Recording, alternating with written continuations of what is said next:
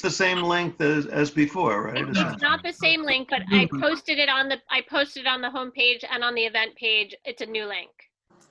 On the, what happened? That's where I found it. Yeah, on the homepage of the bookstore. So On the homepage of the bookstore, she says you should be able to find it. Okay. Oh, sure. I barely have ever been there.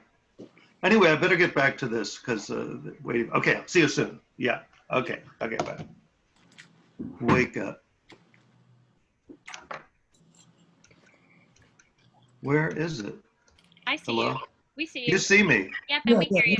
You're filling up the whole screen, actually.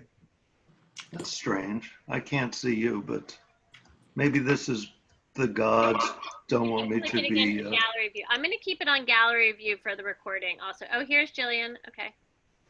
Ah. So I guess the waiting room means that I don't have to let people in. Well, then that means nobody else can come in? Well, I'll just have to either recognize their names or not know what to do. Right. All right. Well, that guy was named Hernandez, I think. Terrible thing that we have to worry about people named Hernandez. Maybe that wasn't his real name. But I mean, that's what it said, I think, because he sent a message, right? Oh, did he?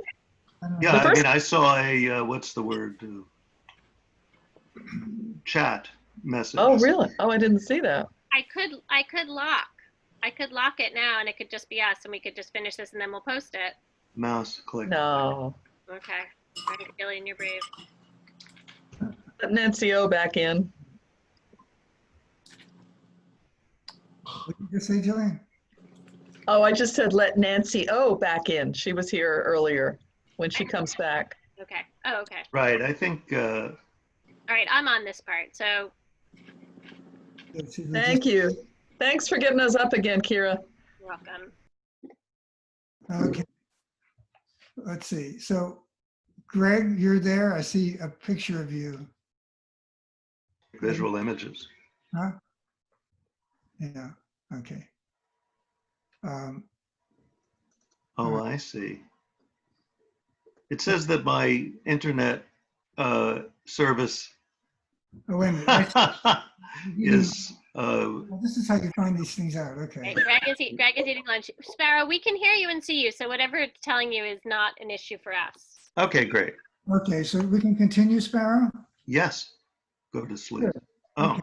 Okay. Well, I'm done saying all those nice things about you. Let's get to work. Yeah, thank God.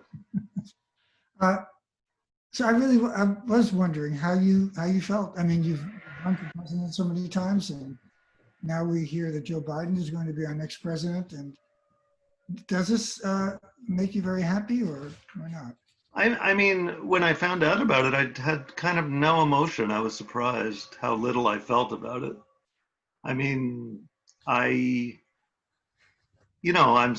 glad, but I guess I've been following it microscopically for days and days, and it seemed inevitable. So it's not exactly a surprise. I saw him speak. I was telling Kira, I saw his talk last night, and Kamala stands by him, like his bodyguard or something. And he's pretty good, Biden. There's something about him. He's like a Buddhist story, he's a guy who's desperately wanted to be president for decades and never could, always failed, usually horribly. Like the first time he tried, I think they found out he was lying about his, resume from law school, and he just had to withdraw in shame. Now the president could tell 220,000 lies. No, it's only 22,000 lies, according to the Wall Street Journal, and there's no real problem. But back then, you told one little lie, and you were done. So, he's wanted it and wanted it. And now that it's too late, now that he's an old guy, he gets it, and he gets it in this strange way. And it's like, he just seems very humbled by it and very determined to do some good thing that he's always using the term. He uses the term racial justice over and over again. And, it's touching to me. Mm-hmm. I think he's got a real big job. I heard that he was reading, I think I told you this, reading a book about the first 100 days of FDR. I mean, I'm always placing too much faith in these liberals, and you know, and I'm always disappointed. And but right now is the part where I have too much faith in him. So, I mean, I do have a lot of faith in him. I just don't feel anything about him becoming president. You know, I just feel sort of numb about it. I don't know why. Well, you know what we will feel, hopefully, is that we'll experience Trump not being president. Yeah. That will be something. Yeah. But, you know, there was a Saturday Night Live did this kind of campaign ad where they were talking about Trump's not going to be president. You know, we'll be free of all this fascism, all this racism. And then there's a pause and people say, but what are we going to talk about? And then there's this woman, you know, goes up to the camera. She says, my whole identity is that I hate Trump.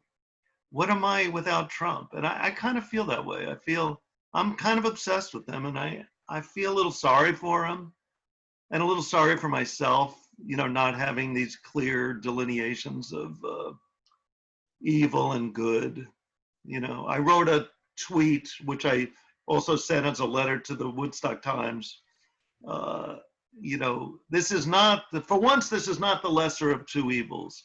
It is the duty to withstand true evil, something like that. Mm-hmm.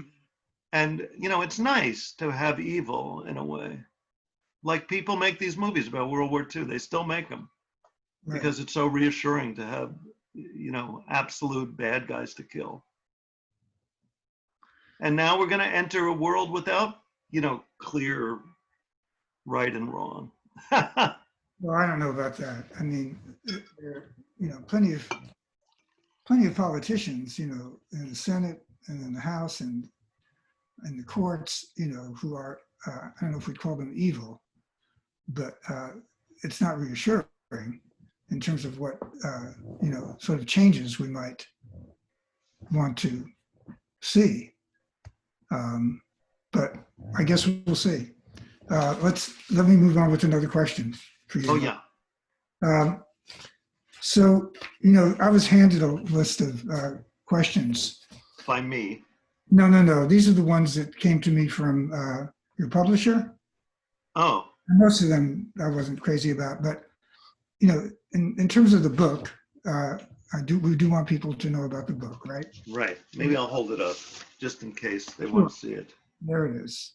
Oh, yeah. Small happiness and other epiphanies. I was going to look up what is the Festival of Epiphany, but I forgot. Oh, right. Maybe it's the day that the angel tells Mary that she's going to have God as a child. No, not according to Jillian. Epiphany. What would it be? Some kind of discovery. Maybe Jesus realized he was God. No, I don't know. No, I don't Something think, very Catholic, super Catholic. Epiphany. I don't want to give you my understanding of Jesus, but Thanks. You're welcome. And Jesus thanks you also. I'll bet. So what is small happiness? Can you give a definition here? Well, I mean, one of the thoughts I had about it, it's like the famous Supreme Court decision about what is pornography, where they said you can't define it, but you know it when you see it. And so I have a hobby lately this is the second autumn that I've had this hobby. You know, I live in the Catskill Mountains in the town of Phoenicia, a little place surrounded by trees. Let me put it that way. And the trees lose their leaves. And when they lose their leaves, my new hobby is trying to catch a leaf as it falls. I wrote this novel called Abraham. And in the novel it's the journal of a chiropractor, and he has a 3-year-old son. And together they run around trying to catch the leaves as they fall. And that's their kind of sport together. And actually, as I was writing the book, I started doing it myself. So maybe that was 2 or 3 years ago, I don't know. And now I try to do it every year, and it's really hard. You know, a leaf, it catches the air in all these different ways. and you think you have it. It literally slips through your fingers. You know, it's literally like being in a little league. I don't know if you were in the little league side, Yeah. but, you know, I had some spectacular misses in the little league. Maybe no good catches, but some really impressive misses where the ball just was there and suddenly it was on the ground, which is a bad thing in case you don't know baseball. You don't want the ball to fall on the ground. You want it to go into your glove, to just summarize baseball in a moment. So what is my point? Yes, it's very hard to catch a leaf, but catching one is a small happiness, and even missing one is kind of a small happiness. Even when it slips through and you're like, oh my God, how can I have missed that leaf? What's the matter with me? You know, that's a kind of, to me, that's an example of a small happiness. So you Oh, thanks, Moss. so you don't think of happiness as something that goes on? Oh, you mean that's extensive? Yeah, hour after hour, day after day. Well, I mean, maybe that's big happiness. That's the sequel. You know? I'm talking about small happiness. I'm talking about really minuscule. You know, there's a line in this book. I don't remember writing a lot of this book, but, you know, there's one line I noticed when I was looking at it again. I love the tininess of life. So this is a book about these moments that are so tiny, they kind of disappear. They kind of disappear. You know, this is one of my sort of theses in the book. Is that, you know, people are much happier than they think they are, because they ignore these like tiny happiness. Everybody wants that big happiness, that, you know, sort of long-term, that happiness like people on TV have, you know, real broad and extroverted kind of happiness. You know, that's what people seek. Meanwhile, they kind of miss the fact there is, you know, that there's all sorts of moments that they're really enjoying, that they don't notice they're enjoying. I think that something like that is kind of the thesis of this book. Okay. Is your basic disposition to be happy most of the time? I don't know. I mean, sometimes I wonder, you know, I feel like I sort of never get depressed. Like once in a while I get sort of depressed, and then I think, I guess this is depression. But I mean, I have a very steady temperament, whatever that temperament is. And sometimes it occurs to me, maybe I'm depressed. You know, maybe what I'm mistaking for happiness is depression, you know, because it's just, I have a long-term depression that strikes me as happy. You know what I mean? Like if you don't, compared to what, you know? I mean, I seem happier than my wife, but you know, that might be an illusion too. She's the person I'm most comparing myself to. And, you know, she seems sort of depressive, and I seem, compared to her, I know when I was traveling the world, I spent a year, as you know, because you published my journal about it, traveling the world, 86, 87. I spent exactly a year getting from New York City to Calcutta to see my guru. And what was my point? Oh yeah, when I was in countries that were really happy, I noticed I was depressed. And when I was in countries where everyone was depressed, I was happy. And, you know, like Yugoslavia, I was in bliss in Yugoslavia. And Italy, where everyone's happy, I just felt a little out of sorts, you know? People are too happy in this place. What are they so happy about? And I luckily, I wisely, actually while I was in India, hanging around with my guru, I realized I was destined to marry my wife. And since she's, you know, depressive, I'm pretty happy. Once in a while she gets happy, and then I start to kind of lose it a little bit, you know? I don't know if that answers your question. No, Maybe there is no answer. What about you? You're a morose person, right? I'm not morose, but I do have more of a tendency toward melancholia, probably. Yeah, melancholy. I like that word. It's sort of gone out of style, but yeah, it does sort of capture something about you. You don't seem sad. You don't seem depressed. You seem maybe, I mean, people say The Sun is famous, I shouldn't say this, for like being the world's most depressing magazine.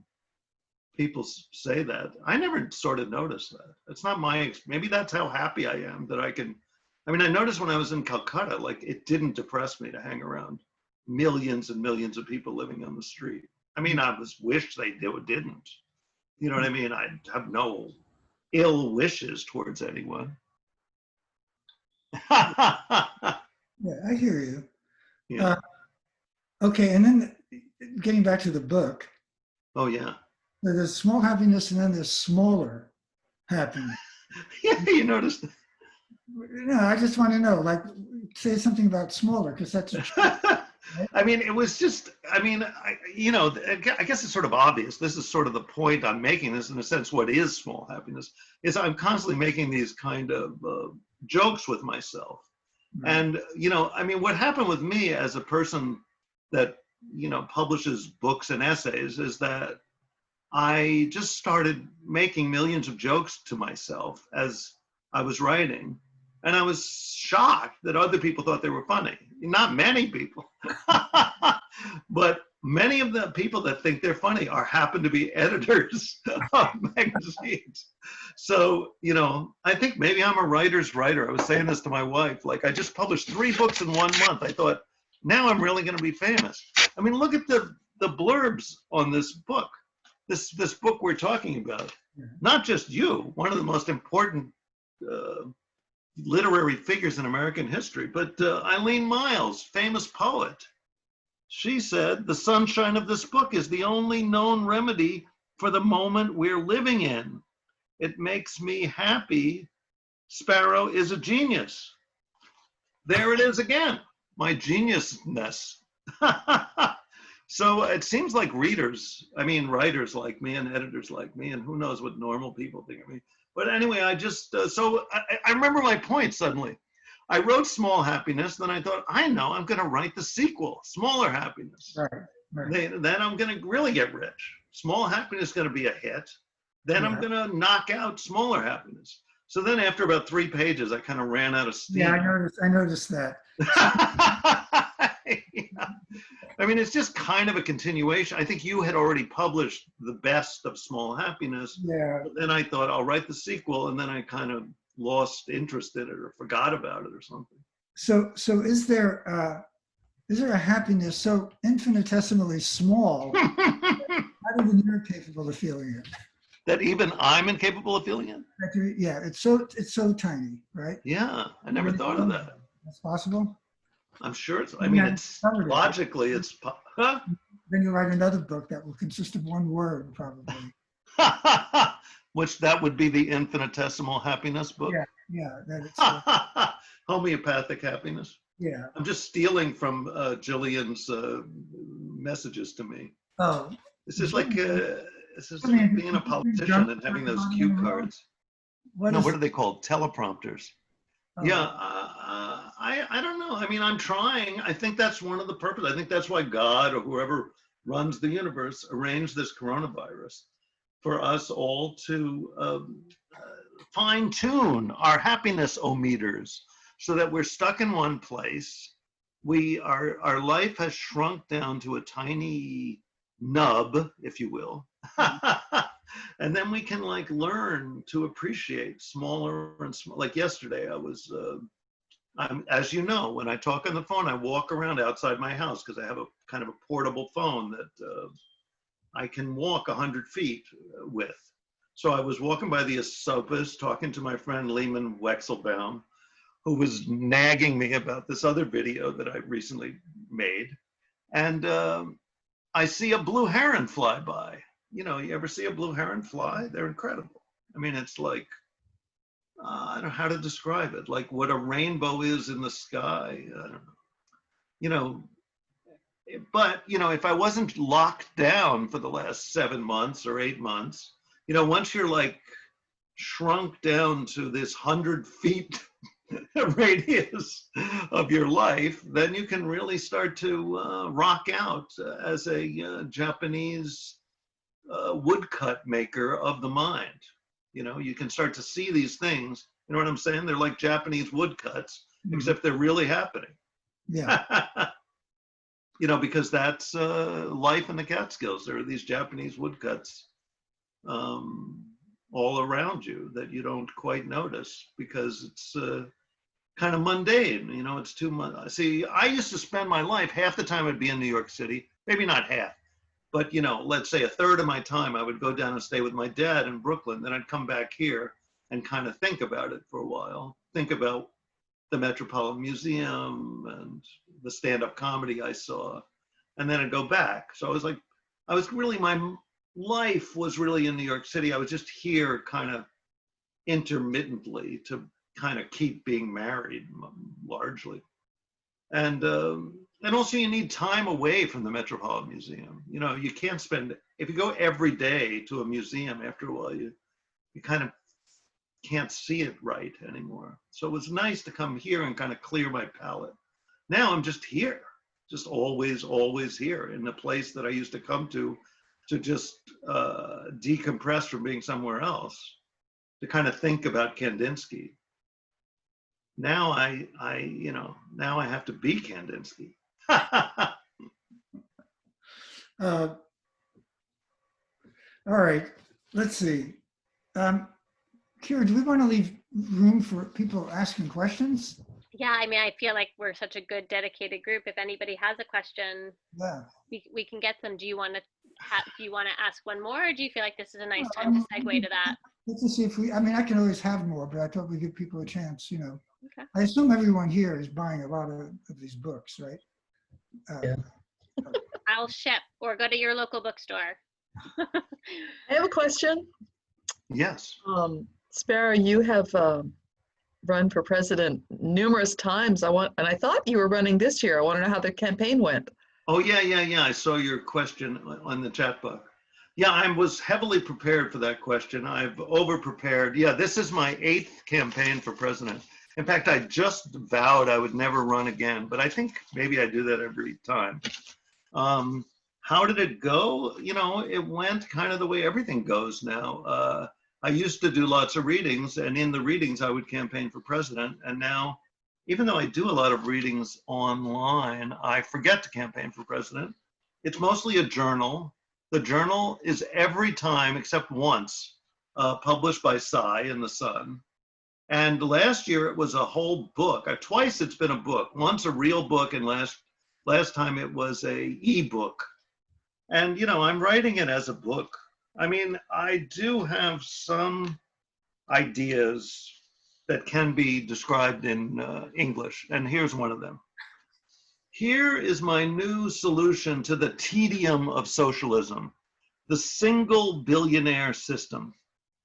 According to this concept, there are no millionaires in the society, just one billionaire, and that role is occupied by a new person every 3 days and chosen by lottery.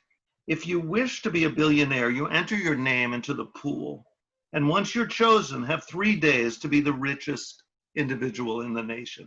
Typically, the first day of wealth is ecstatic, the second day is annoying, and the third rather pleasant. You are only allowed to spend $20,000 a day, however, and you can only take $10,000 when you leave. I call it a socialism with temporary extravagance. So, you know, my parents were communists, and I've been to socialist countries, and which I always like, but I'm trying to create a socialism that obviously that's not, you know, dreary. That's the problem with most social, even the Scandinavia. I was in, what is it called? Denmark. And even Denmark is a little, I don't know how to describe it, a little blah. Well, they're killing all their minks, so I don't know. Are they? Yeah. For what reason? Minks can transfer the virus, apparently. Oh, is that it? Well, minks, apparently, that's what I've read. But the minks were going to be killed. The minks are living in cages, and we're not having happy lives to begin with. Why were they living in cages? To be made into mink stoles? Yeah. Yeah, my mother grew up my mother was Pennsylvania Dutch, and she grew up in the country outside Elizabethtown, Pennsylvania. And the house that she grew up in is still in the family. And we visited it like, I don't know, 15, 20 years ago. And it was so weird because there was this girl who had my mother's name. Her name was Helen Schwanger, the same name my mother had. And she looked like my mother. She was like a 14-year-old version of my mother living in the house my mother grew up in. Anyway, so the guy who owned the house, some other schwanger, he said, oh yeah, we got 200 chinchillas on the porch there. You can go see them if you want. And I just couldn't bring myself to look at those chinchillas. I mean, I'm not an animal lover, but but now that those chinchillas haunt me, even not seeing them. And it's the same thing, I guess, right? As those Danish minks raised, you know, when you're poor, you got to raise chinchillas is the moral of the story. I want to ask you a question now, or not so much a question, but if other folks are going to be seeing this on whatever video, whatever Kira is going to do with it. YouTube. Huh? I'll put it up on YouTube. Okay, so and then I'll link it to the site. On YouTube, don't go away. So if it's going to be on YouTube, which means that perhaps millions or even billions of people are going to be watching it, what would you say to them? Why it would be important for them to buy this book? Oh, you mean, what would I say? Yeah, I mean, I was thinking of one of the questions that I had was, for myself is, what is my favorite piece of advice in the book? Mm-hmm. Did I find it? No. Oh yeah, this is it, I think. Yeah, I mean, I don't know, this is my favorite idea from the book. I don't know that I am pretty sure it won't sell the book. According to my daughter, I have, what do you call that? Self-sabotage syndrome. Mm. But anyway, this is from an essay called Some Secrets of Home Maintenance. So this is like a theory I have about what everyone should do for their house. Write an anthem for your house. Here is one based on the Swedish national anthem. And I think I'm going to sing it. Thou ancient, thou free, thou mountain encircled home, thou quiet, thou joyful and fair. I greet thee, most beauteous house upon earth. The noble sun rises above thee. And then under that, only Jillian gets my jokes. And then under that I write, sing it every morning when you awaken, just after urinating. I just think that's a really, whoever thought of that? And here we are discussing Scandinavia too. That will sell books, no doubt about it. That does loop back to your, to any kind of sort of practicing Judaism, that those prayers that go with those very tiny things. Right? That's very interesting. And there is a prayer after using the urinating. bathroom. Yeah. Really? The first time you urinate in the morning. I was thinking about this morning. I think about it a lot. I mean, I'm not really a person who believes in God, even though I think I'm constantly talking about God, but I don't actually believe in God. But when a God, I don't know if women do it. So much of the Jewish religion is only for men. But we pee. I think the bracha is also for a woman. I think it's the first time every morning. And my grandfather at one point had a prostate cancer issue, and that was an issue that he had, and he would then talk about the joy of that, when that joy is taken away, how you notice it. Yeah. So let's explain it more, in case there's any non-Orthodox Jews in the audience. Let's explain it more explicitly, that you wake up in the morning, the first time you pee, you say a prayer thanking God for opening your ducts or something like that, opening the valve to allow you to pee. And so this morning I woke up, and I'm sleeping because it's very cold in the Catskills, and we keep our house even colder, at 55 degrees. So I sleep under 7 blankets and inside a sleeping bag under the 7 blankets. And next to my wife. And so I extricated myself from the sleeping bag, ran to the bathroom, peed, and then went back to bed, and I thought, I really am grateful that I can do this. I mean, I'm not going to exactly thank God in a ritualistic way, but I do feel it is an immense gift that the universe gives us, that we don't entirely fill up with urine or whatever happens. So yeah, those little, yeah, it's true. And also there's a great prayer, a great Jewish prayer that you say the first time you eat a fruit you've never eaten before, or when the first time every year that you eat a fruit that you haven't eaten for a year, which I can't remember, but it's a beautiful prayer. Yeah, so and the one that I follow really is lighting the Sabbath candles. That's, and I follow more or less the Jewish Sabbath, but just, finding the right time on the internet, going to the candlesticks, lighting them, saying the little prayer. Yeah, these little gestures. I always hated Judaism. I didn't hate it. Yeah, I maybe did hate it. Yeah, anyway, I was very bored by it.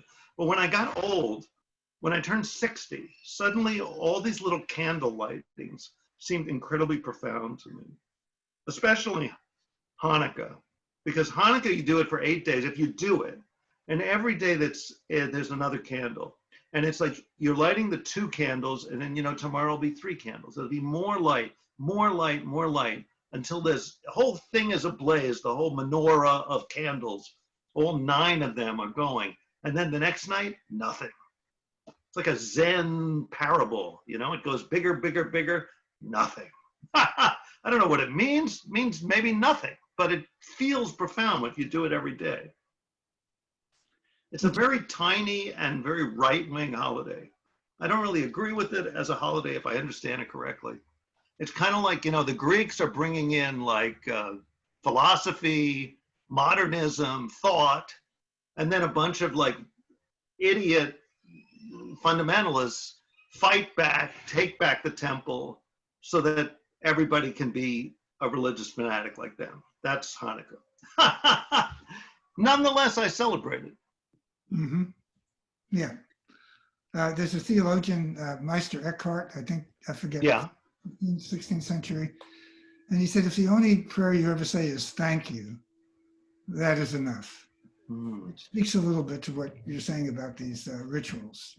Yeah. It's gratitude. It's, oh my God, I could get up and pee and my body, otherwise my body would explode and it would get the sheets all wet and it would make your wife unhappy. And more books to sell. So it's a moving, I guess it's moving if it's moving for someone. Some people think it's pointless, but I think I heard somewhere, maybe you heard this, that the Dalai Lama says the secret of life is to lower your expectations. Really? And Judaism is kind of like a religion of lowered expectations. It's like you wake up in the morning, thank God I peed, thank God I'm not a woman. And, you just like the minimal, that's enough, Terrible prayer. I'm not endorsing that prayer. No, I'm sure you're not. The writer, whose name I'm forgetting now because I'm of nature, I keep forgetting names. But if you don't like what you're writing, lower your standards. Yeah. Right. Well, I feel like maybe this is a good time just to say thank you, Sure. both to our audience and to Sy and to Sparrow, to Monkfish for publishing. Yeah, can I just thank all my people? I was going to do this right at the beginning and I have poor memory. Yeah, I'm thanking Sy again and thanking Kira, who's very sweet to let us do this. And I'm thanking Paul Cohen, my publisher at Monkfish, Susan Pipperato, who I think did a fabulous job editing the book. That is, putting it into an order that makes some rational sense, as opposed to the order I had it in. And Ginger Price, my brilliant publicist. I mean, she's the Monkfish publicist, she's kind of assigned to me. That's all the thing. And thank you, dear audience. You're a great group of people. Much better than merely me and Sy. And we're great on our own. You guys are fantastic. It was great to listen to you all. Thank you, Kara. Thank you. All right, so I'm going to close this, and then by tomorrow, it will be posted on YouTube. I'll have the links on the website. I'll send you guys an email. And Okay. Thank you so much. It's a pleasure to meet you. Bye. Too. Yeah, thanks for. Oh yeah, I want to thank our Zoom bombers for making our lives so interesting briefly. We lost like 2 people who didn't come back, but Well, Brian. Oh, I see what you mean. 2 non-bombers. 2 non-bombers, but Nancy got it. So good. All right, I'm Kira? gonna stop my video. I'll leave this on for a second Wait. if you guys want to talk. And Wait. Oh, thanks. Wait, Kira, yeah, you're gonna keep the first part of the interview, right? yeah, I'll post it as part 1 and part 2. Excellent. Yeah. The Zoom bombers. Yeah. Keep them in. Should I keep Yeah. them? I Oh, may not keep yes. them up. I'll leave them, but I may not. Like, Nazi stuff. yeah. Well, I think you should keep it all, but that's just me. Yeah, I felt like I was really trying to like express this kind of Buddhist compassion to them while they were Right. bombing me. I wanted to like make a statement about the universe because this is the second time I've been bombed. The first time I got sort of mad, and the second time I thought it'd be funnier to just be like 100% benevolent to these people. Because Joe Biden is president now, it changes everything. You see? I know. Well, did you see his speech last night? It's like we're all Americans. It was a really good speech. I'll watch it. Yeah. I mean, he's just like, that era is over. We have a mandate now that we're going to stop. We can have disagreements, but we don't have to hate each other. Something like that. Something like that. Well, he'll speak again tonight at 8, I've heard. So Oh, good. Yes. there we go. Sparrow, I'm going to say goodbye to you now. Let's talk again soon on the that telephone machine. Yes. Bye, Sy. Bye, everybody. Thank you so much. Bye. Bye. Thank you. It was a Greg, great nice to meet success. you. I want to see if Sparrow wants to hang out. Thanks, Greg. Jillian. Bye.